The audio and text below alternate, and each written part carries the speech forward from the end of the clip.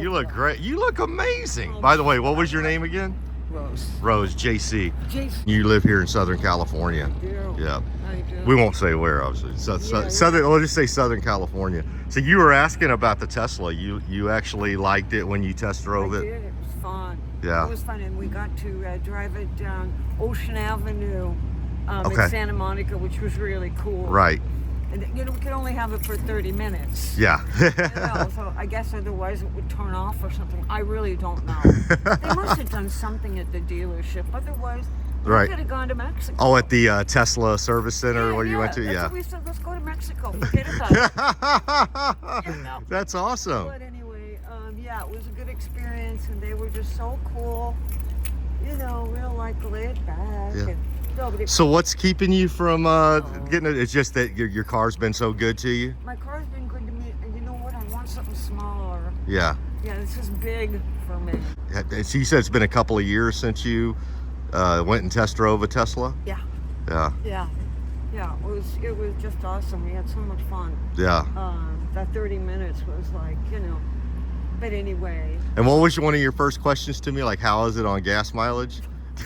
Hello. I said it's really good Oh, on gas. Let me let you. You know how good it is on Next to gas? nothing. Yeah, zero. Literally next to nothing. Like not even next to nothing. Like if Right. there was something beyond. Yeah. Right, So right. so yeah, it is like I was telling you is the battery pack, and so they have for at home. I have just a 110 volt in the garage. So I have not put in anything. I run it out of a 110 volt in my garage. Now granted, I call it trickle charge. It takes, but I can get a full day's commute overnight, even with that. Now, if you're on the road, like I was telling you, I came from Texas, they have superchargers all over the country, and those are fast, you know, Yeah. 250 volt and Yeah. 100. So yeah, you ought to go and Maybe try another one. Well, you know, when it comes back, we'll do it again. It's a little out of my price range. Well, what do you think this cost? Well, when we looked at it, it was 70,000. You need to go back to this car right here with this one right here, the Model 3 with a federal tax credit. And I don't know what sort of state incentives you have here in California, but there are people getting these new for high 20s, You're low kidding 30s. me. Yeah. Oh. Yeah, it's been a couple of years, hasn't it? Okay. Oh yeah, it has. So been. you just said you think my car costs 70,000. Yeah. That's why Divide that in you said, half. like, how can people afford this? No, divide it in half. Oh really? Yes. Oh well, that's a lot better. Yeah. Mr. So- Musk must be making some dough. I like him. He's like one of my heroes. Well, he's doing awesome. I love hearing that. Well, he's doing well. Yeah, he's doing. I mean, I don't think he's going to need a loan from me anytime soon. Yeah. So yeah, you definitely need to go check him out. I mean, if that's what you thought this cost, you thought it was 70K. Yeah, You need to it's go. still, Yeah, check. 35 is a lot. You know Yeah. what? 30. And you're right. It is actually, and especially when you have no car note, it's a lot. Anything. Oh so, my God. Yeah. and let's be blunt. Like I told you, the Toyota Avalon, This man, was 30,000 30 years ago. 30 years ago. Yes. Wow. Wow. Okay, Well, you will- couldn't get a new Toyota Avalon for 30 today. Oh, I guarantee hell you no, that. no. But like I say, a smaller car, I think is better for me because Yeah. I'm a small person. Yeah, yeah. You know. Well, this would be a Model 3 or a Model Y. You should work for Tesla. Send this video to Elon. No, seriously. I don't know. I don't put 93 in here. Or 91. 87, 91, and 93, Yeah. right? Yeah. I've been doing it for years, and it's like No knocks. okay, no knocks, no pings.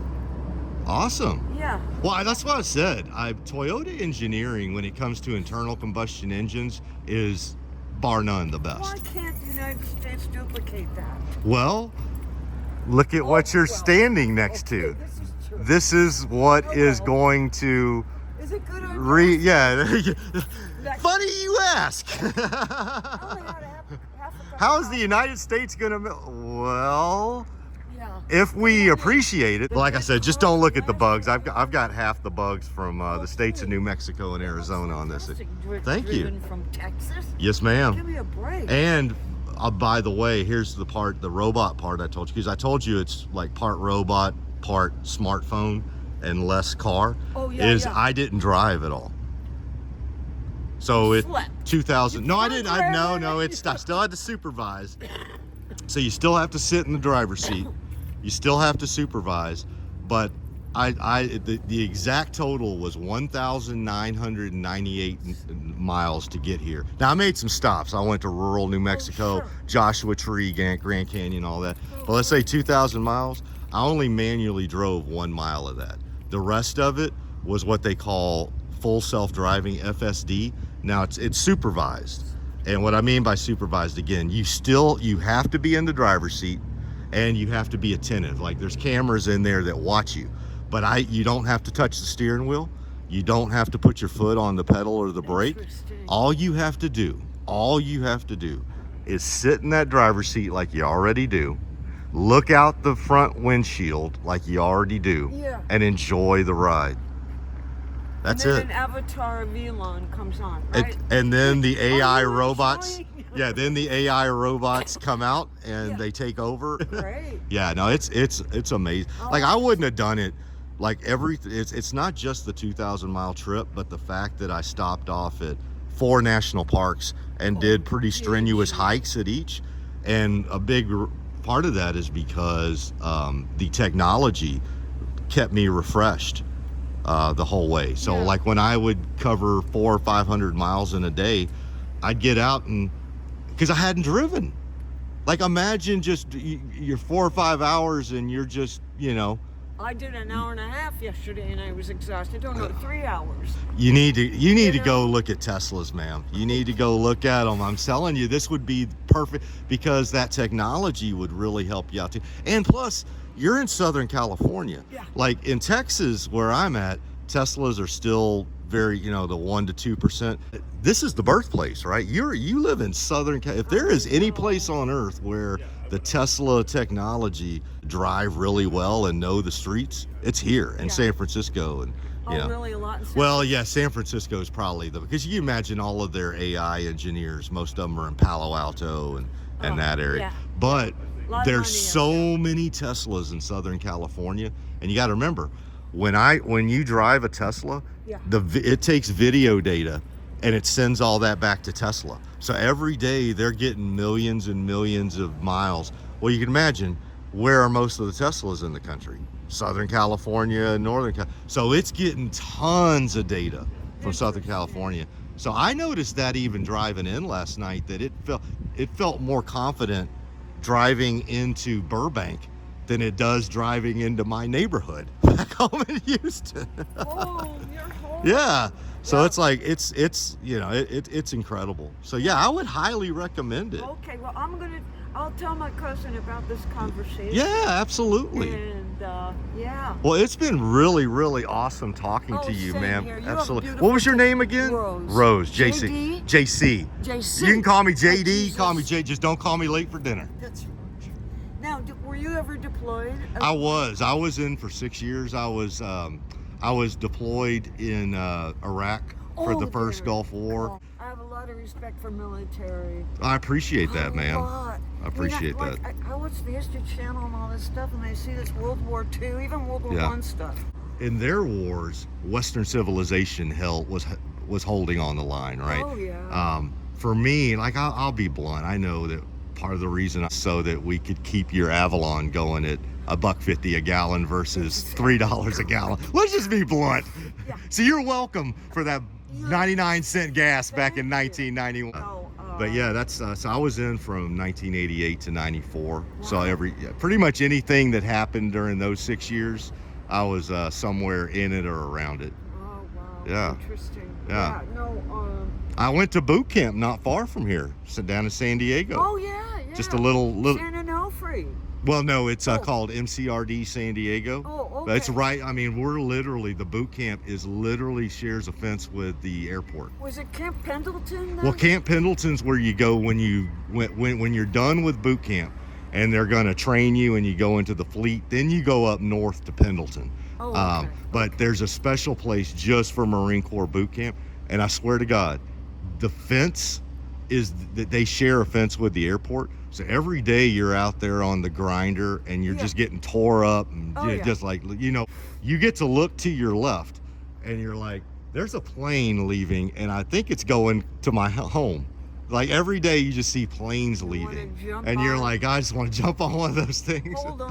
Hold on. Yep. Yeah. So I was there for 12 weeks and San Diego's let's gorgeous. love it. It's the best weather in Southern California. Yeah. San Diego is probably my favorite place in Southern California. And a lot of that's due to the fact that there's a lot of former military. So a lot of guys just like me. So they love that Southern California weather. They love it, and everything. Yeah. But it's got a definite military feel to it in a lot of places. We used to have a family vacation in Oceanside. Yeah. Well, Oceanside is where Camp Pendleton is. Yeah. Oceanside's where Camp Pendleton is. And, it was fantastic. Yeah. We rent a beach house for a week or 2 weeks, and it was just fantastic. It was really affordable compared to Newport Beach and Huntington Beach. Huntington Beach, Laguna, Seal Beach.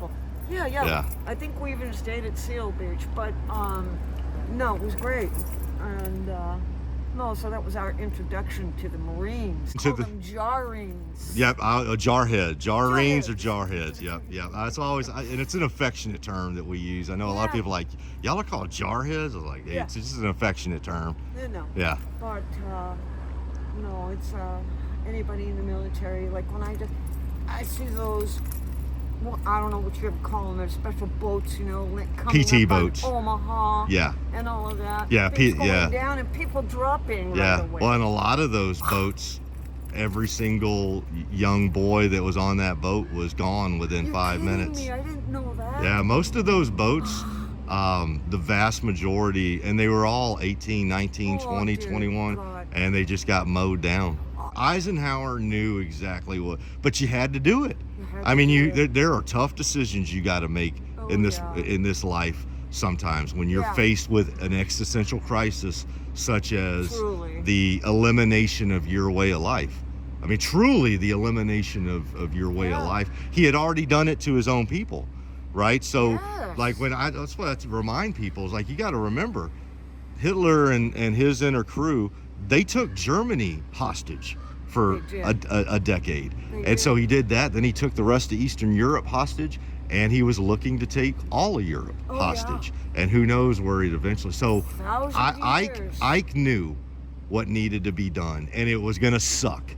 He knew it, and you can read his letter that he penned and delivered to his men the morning before, like literally at 2 a.m. on June 6, 1944. And if you read that letter, it's like as emotional as a 50-year-old man in 1944 who's in the military and is a general can get. You're only gonna get so much emotion out of a dude like that. Yeah. But it was, he knew what was about to happen. All those guys. He knew what was about to happen. Yeah. They know this doesn't exist without those boys. Oh, please. Walking through that PT boat and walking onto that beach at a place called Utah and Omaha. Yep. See them go down right away. I pause it, and I look at all the faces in the boat. They're beautiful young people going out, and they're gonna get annihilated. And they're from all over our country, farms, big cities. Yes. A lot of kids right here in LA. All areas of LA, kids from my area in rural East Texas, all over. The only thing they share two things in common: a love of their country and the willingness to die for it. And if you've got those two things, it doesn't matter where you live in this country. My arms are standing up. That just really gets to me. Yes, and because I'm a baby boomer. Those are my boys. It could have been my father. Of course, I was born in 49. Out the edge.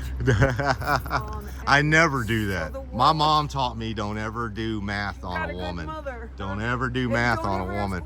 No sort of math, any type whatsoever, none of it. Oh my God, I know. But no, the history there is Veterans Day. There was a little ceremony at this park up here in Burbank where they actually have an eternal flame to the veterans. Yeah.